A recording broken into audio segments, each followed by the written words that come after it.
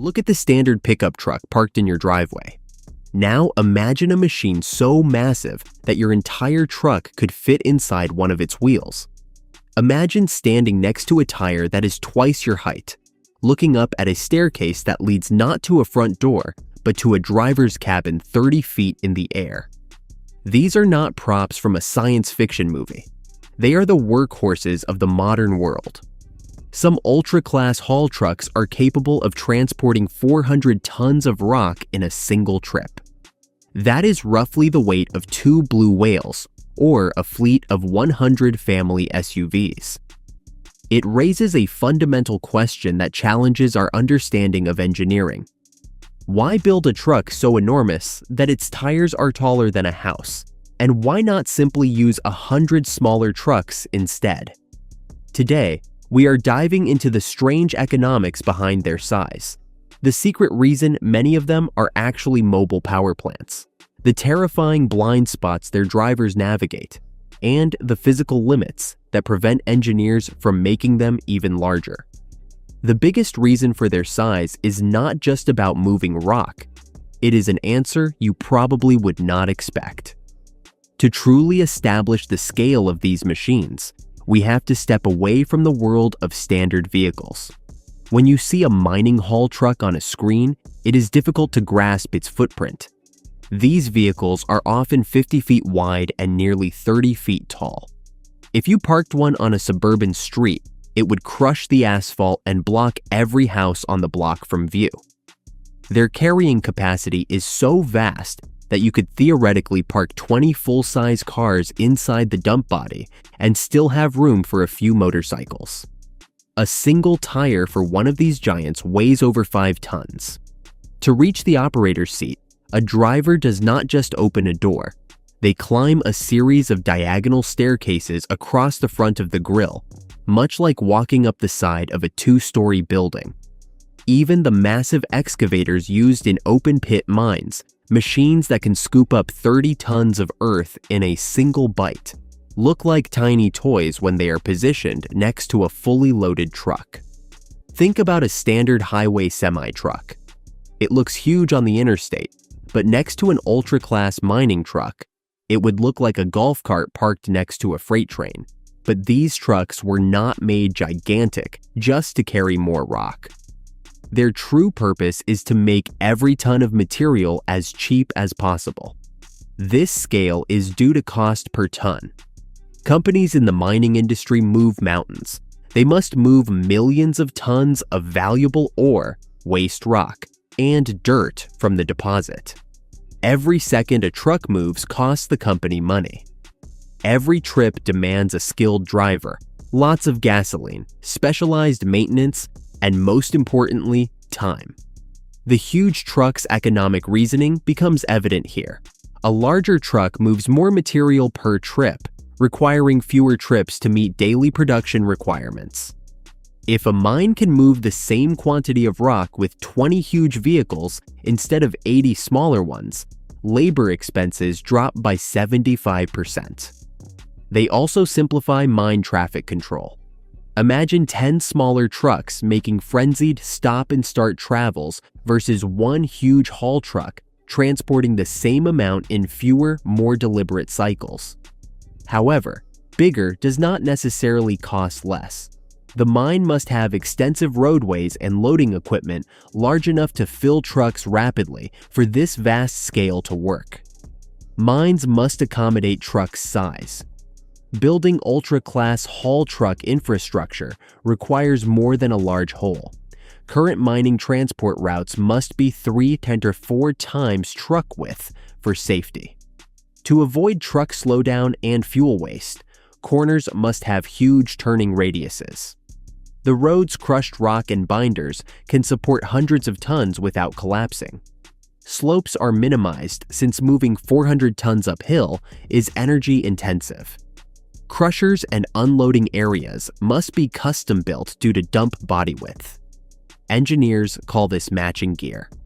10 or 15 scoops may be needed to fill a huge truck, idling the excavator. If the truck is too small, the digger finishes too fast and waits for another. Mines calculate the appropriate loading pass number, usually 3 to 5 scoops each truck, to maintain rhythm.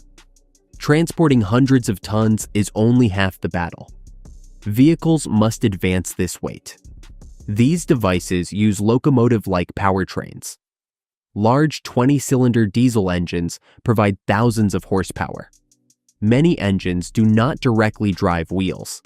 However, many huge mining transport vehicles use diesel-electric systems. The huge diesel engine drives an electric generator. The rear wheel hub's powerful electric motors receive such electricity. Electric drive provides incredible, controllable torque at low speeds to move 500 tons up a muddy hill. These machines rarely reach 40 miles per hour, built for raw pulling power and stability.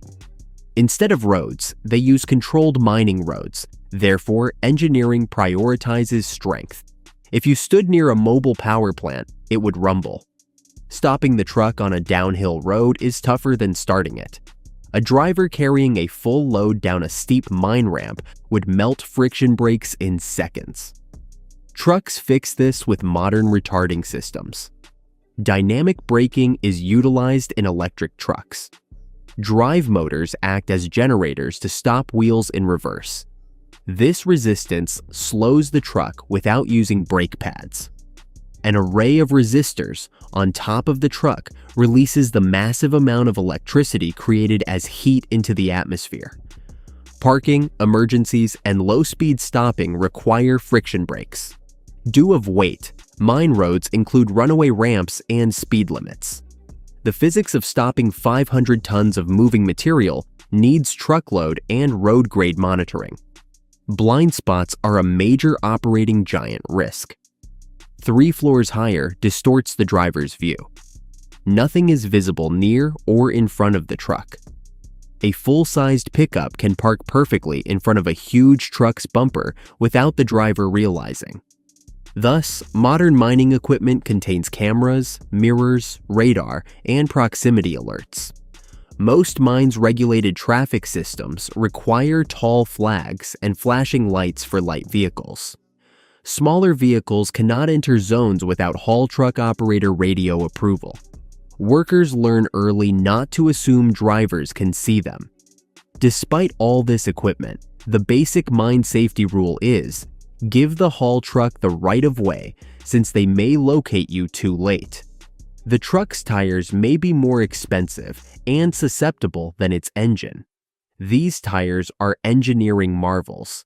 They must carry the truck and a payload that surpasses its weight. A larger contact area is needed to disperse this weight and keep the truck from sinking. The continual stretching of the rubber under huge loads heats these tires, which roll over sharp, jagged pebbles all day. Tire temperature and pressure are monitored live to handle this. Due to the little explosion-like nature of a tire blowout, the truck must be parked to cool. Mines treat these tires as distinct assets since they are so expensive and specialized, frequently over $40,000 each. Why not add wheels like a semi-truck? Because more wheels complicate mechanics. More axles and suspension components would increase the truck's weight, limit its ore capacity, and make it difficult to maneuver in tight mine turns. This specialized design prevents these trucks from using standard roadways. They weigh enough to collapse most bridges and highways and are 30 feet wider than conventional lanes. Their turning radius is too enormous to drive through a city crossroads without hitting sidewalks and buildings. Therefore, these vehicles rarely go to the mine. They are built in parts, carried on dozens of flatbed trailers, and assembled on-site using giant cranes. Haul trucks usually stay at mines for decades. Why not construct a 1,000-ton truck? Engineers encounter diminishing returns. Tires are the bottleneck first. A rubber tire can only carry so much weight before disintegrating due to heat from movement. Second, infrastructure would cost too much. Haul highways would need to be as thick as airport runways to carry a 1,000-ton truck, costing more than the added capacity. Downtime is a third risk. If one large vehicle breaks down instead of two smaller ones, your mine's output ceases. Instead of the biggest truck engineers can create, the ideal truck moves each ton at the lowest cost for that environment. Future mining equipment titans will focus on intelligence rather than size. Self-driving trucks are becoming more common. These robot vehicles follow GPS-mapped paths, centimeter by centimeter, from a control room kilometers away. They never tire, make mistakes, or drive inconsistently, saving fuel and extending tire life. With battery electric prototypes and trolley assist systems, sustainability is growing. The trolley assist truck uses overhead power lines to climb uphill while saving diesel or battery power for flat portions. The next mining revolution may involve removing the driver, diesel engine, or truck. Mining trucks are huge because we must transfer massive amounts of material cheaply to meet worldwide demand for minerals. Their motors, tires, roadways, and loading machinery are precisely coordinated. Their scale reflects global economics. Which machine should we investigate next? Excavators that fill trucks or crushers that break rock? These trucks are huge, but wait till you see the digging equipment.